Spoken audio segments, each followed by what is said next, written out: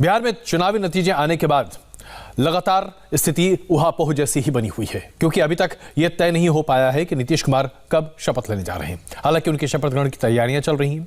दूसरी तरफ आरजेडी के विधायकों की मीटिंग चल रही है, लेकिन सरकार बनने और बिगड़ने के बीच कांग्रेस के ऊपर एक बवाल शुरू हो गया है। कांग्रेस के महासचिव तारिक अनवर ने महागठबंधन की हार के लिए अपनी ही पार्टी यानी कि कांग्रेस को जिम्मेदार ठहराया है। तारिक अनवर ने कहा है कि कांग्रेस के कमजोर प्रदर्शन की वजह से महागठबंधन बिहार में सरकार नहीं बना पाया। तो ये आप तस्वीरें देख रहे हैं। सबसे पहले तो देखिए, एक तरफ जहां प्रधानमंत्री नरेंद्र मोदी ने भारतीय जनता पार्टी के कार्यकर्ताओं को संबोधित किया और उन्हें उत्साहित किया, वहीं दूसरी तरफ तारिक अनवर का ट्वीट अपने आप में बहुत कुछ कह रहा है। कांग्रेस के महासचिव हैं तारिक अनवर और इस वक्त इंडिया टीवी पर मौजूद हैं।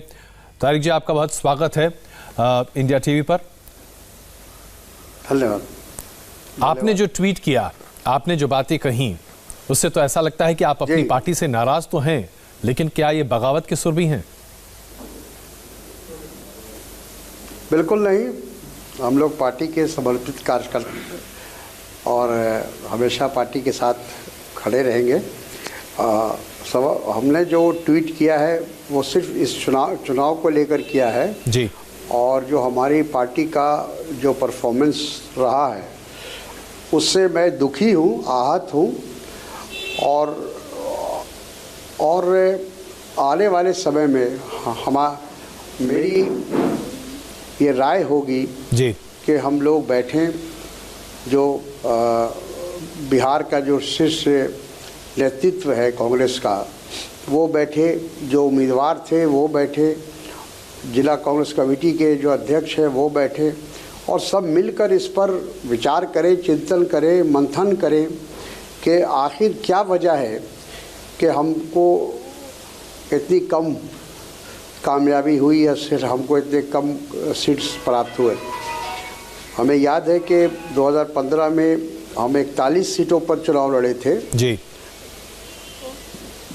और लगभग 27 हमारे विधायक जीत कर आए थे जी, और इस बार 70 जगहों पर हम चुनाव लड़े हैं और हमारी संख्या मात्र 19 है। तो कोई ना कोई तो वजह होगी, कोई ना कोई कारण होगा। तो क्यों ना मैं आपसे सीधे तारिक साहब यही पूछ लूं, क्योंकि राजनीति का आपका लंबा अनुभव है। बिहार की राजनीति को बहुत कम ऐसे लोग हैं जो उतनी नजदीकी से समझते हैं जितनी आप। क्या वजह रही कि कांग्रेस ने अपने एक बेहतरीन प्रदर्शन को, जो 2015 था, उससे न सिर्फ स्लाइड पाया बल्कि कांग्रेस की स्थिति बहुत खराब हो गई है बीते 5 वर्षों में, और ज्यादा खराब हो गई है बिहार में? क्या वजह है? जो प्राप्त होगी उससे हम लोग आला कमान को अवगत कराएंगे। जो हमारी पार्टी एक नेशनल पार्टी है और जाहिर है कि हम लोग अपनी तारिक साहब, आप तक मेरी आवाज पहुंच रही है क्या? पहुंचाने का काम करेंगे, फिर फैसला लेने का। तारिक साहब, आप तक मेरी आवाज पहुंच रही है? हमारे कांग्रेस अध्यक्ष को है। तारिक साहब, दरअसल मेरा सवाल बड़ा सीधा सा है। आपका लंबा अनुभव बिहार की राजनीति में है, आप पार्टी को भी अच्छे तरीके से जानते हैं और जानते हैं कि गलतियां कहां हैं। मुखर तरीके से क्यों नहीं बताते कि क्या दिक्कत है? मंथन और विचार तो न जाने कब से कांग्रेस पार्टी करती चली आ रही है। देखिए, ऐसा है कि हम लोग अनुशासन से बंधे हुए हैं। हमारी जो भी हमारी बात है, जो हमारी पीड़ा है, उसको हम सार्वजनिक नहीं कर सकते और किसी नतीजे पर इतना जल्दी पहुंचा भी नहीं जा सकता। अभी कल ही जो है कल चुनाव समाप्त हुआ है जी, और हम लोग जैसा हमने कहा कि आपस में बैठकर और सबकी राय ली जाएगी, सबसे मशवरा किया जाएगा और उसके तारिक बाद साहब, ही फिर मैं आपके सामने वो सवाल रखता हूं जो कई कांग्रेस के नेताओं से जो मेरी व्यक्तिगत बातचीत हुई है, और उन्होंने कहा है, कम से कम 8 ऐसे कांग्रेस के नेता हैं जिनसे मेरी बात हुई है बीते 24 घंटे में। उन लोगों ने कहा है कि कांग्रेस की हार की सबसे बड़ी वजह यह है कि कांग्रेस के तरफ से जो केंद्रीय नेतृत्व की तरफ से लोग भेजे गए बिहार में, उन्हें बिहार की जमीनी हकीकत नहीं पता। टिकट डिस्ट्रीब्यूशन से लेकर कैंपेन तक में समर्थन नहीं मिला केंद्रीय नेतृत्व से, और यही वजह है कि इतनी बड़ी मुंह की खानी पड़ी। क्या यह बात सही है? नहीं, मैं इससे सहमत नहीं हूँ। हमारी पार्टी एक नेशनल पार्टी है, राष्ट्रीय पार्टी है। जिस तरह से भारतीय जनता पार्टी भी एक राष्ट्रीय पार्टी है, भारतीय जनता पार्टी के भी बहुत सारे उनके ऑब्जर्वर, उनके नुमाइंदे, और कोई ऐसा नेता भारतीय जनता पार्टी का नहीं है जो बिहार नहीं आया हो। और उसी तरह से हमारी पार्टी भी एक नेशनल पार्टी होने के हैसियत से हमारे तमाम जो पदाधिकारी हैं, जिम्मेदार लोग हैं, वो आए थे, वो मदद करने के लिए आए थे, सहयोग करने के लिए आए थे। और उसके बावजूद हम लोग ये देख रहे हैं कि कहाँ हमारी कमी रही, जबकि हम लोगों का तारिक साहब, आप जैसा अनुभवी राजनीतिज्ञ, आप जैसा व्यक्ति जो कि कांग्रेस की जड़ें जानता हो बिहार में, वो ये कहे कि कहाँ कमी रह गई, ये बात तो कम से कम हम जैसे लोग नहीं मानेंगे जो बहुत लंबे अरसे से आपको देखते आ रहे हैं। आप जानते हैं, ये बात अलग है कि शायद आप टीवी पर ना कहना चाहें। नहीं, बात हमने आपको जैसा कहा कि हम अकेले नहीं हैं ना, पार्टी का एक संगठन है, पार्टी का एक स्वरूप है। तो और हम लोग आपस में बातचीत करके जो एक सहमति जिस बात पर बनेगी जी, उसी बात को हम लोग हाई कमांड तक पहुंचाएंगे। हर आदमी अगर अपनी बात करने लगेगा तो उसका कोई अंत नहीं है।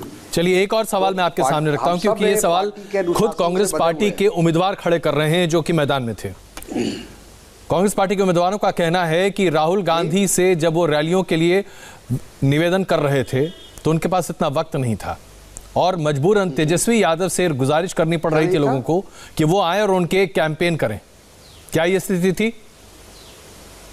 नहीं, बिल्कुल ऐसी बात नहीं है। जो यहाँ के बिहार के चुनाव अभियान समिति हो या प्रदेश कांग्रेस कमेटी हो जी, जो उन्होंने जो सुझाव दिया और उस सुझाव के अनुरूप AICC ने काम किया है, और